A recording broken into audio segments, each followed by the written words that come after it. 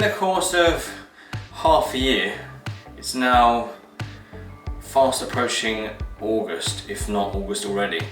Sarah has learned lots of recipes for baking and making bread, cookies, which is baking, and making cakes, which is baking. So basically, today we're in the kitchen baking. Yes, this banana bread recipe is one of the best ones I've come across. Foolproof. Yeah, and it's pretty much foolproof. I've tweaked it a little bit, I've reduced the sugar and stuff. And basically it's so easy and it's so delicious. Even your kids can eat it if they're around 2 or older. If they're too young, I wouldn't recommend this recipe. It's slightly on the sweeter side, but Damon is older now, so I'm okay with him eating, you know, just a little bit more sugar. It's okay. He had afternoon tea, and for afternoon tea he had chocolate pancakes. Just very little bit of chocolate, just very, very little. Lovely. Yeah. Daddy said okay to chocolate. Yeah, I love chocolate. So I want to share this recipe with all of you.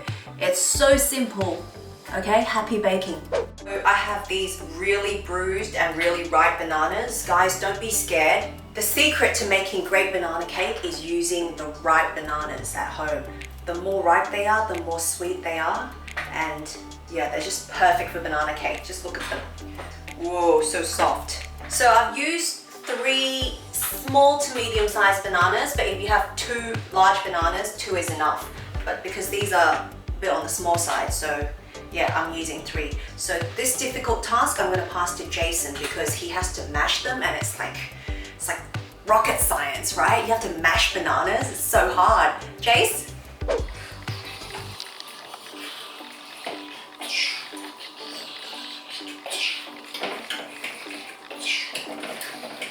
And a bit of saliva too.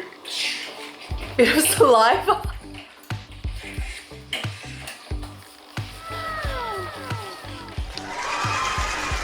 The next step is super straightforward. All the dry stuff in one bowl, all the moist stuff, hence not dry stuff, in the other bowl. Dry, not dry. If you can't differentiate dry and not dry, can't help you. Apparently, the eggs before you split them, crack them open, they're dry, but we want the contents inside, so that makes them not dry. Okay. I'm gonna whisk the egg and the sugar first. I take that back. Sugar isn't dry. Also, apparently, what was dry, the sugar, mixed with the egg, is no longer dry. This is this is an exemption. Then I'm gonna add the melted butter, vanilla essence, yogurt, and the mashed bananas. Then just whisk it all together.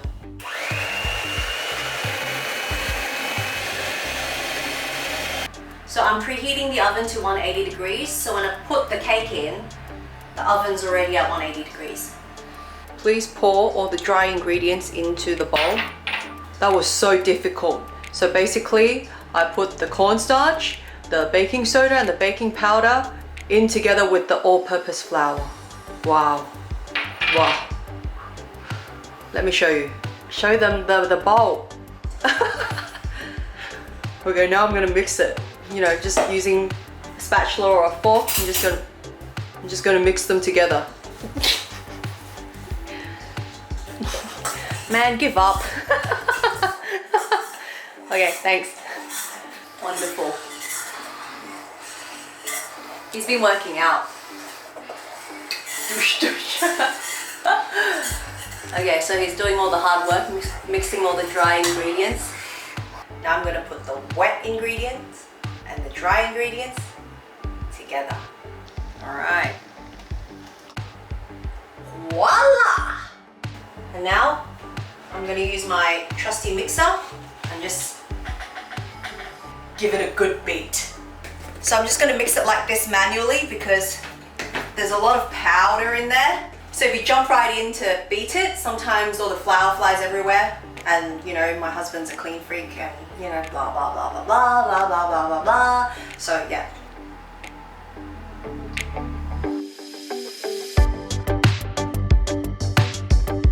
It's nearly done. Now I'm gonna put some very devilish dark chocolate chips in there because I reduced the sugar, so the cake itself is less sweet.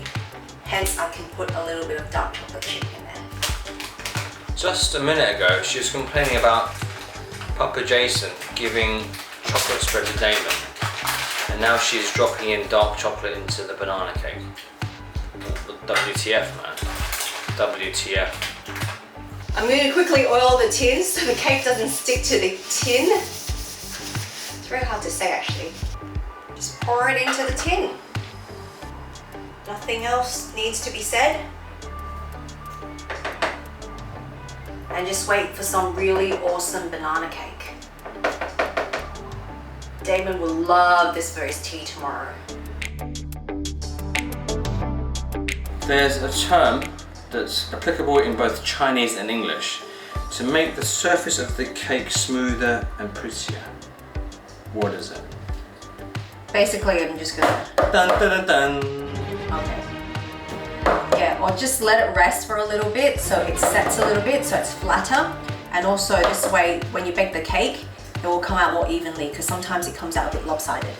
Too much explanation. Yeah, I know, but... It's actually really straightforward when I said I know, dun, dun, but dun, dun. you need to explain why. So, because when you dun, dun, dun, dun, it pushes all the bubbles out of the cake and makes it smoother, and when you bake it there are no more bubbles and impurities in the cake. It makes it smoother and it looks more aesthetically pleasing when you eat it. Why are there impurities in the cake?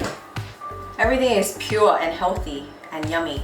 Okay, ready for the oven, Alright, in the oven, 180 degrees for about 45 to 50 minutes. Bring it, baby.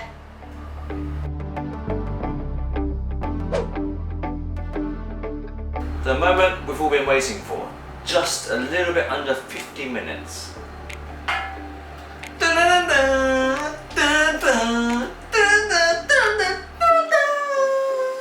Success.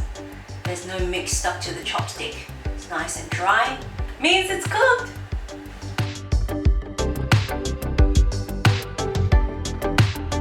So there we have it. 50 minutes. 5,000 calories. Shouldn't be 5,000 calories, but it's very soft and bouncy. I want to show you guys how bouncy it is. It's a little bit hard on the outside. That's called crispy, not hard. It's not really crispy. It's because we haven't let it cool properly yet. It's very soft and succulent. Ah, ah. See ya. Bye.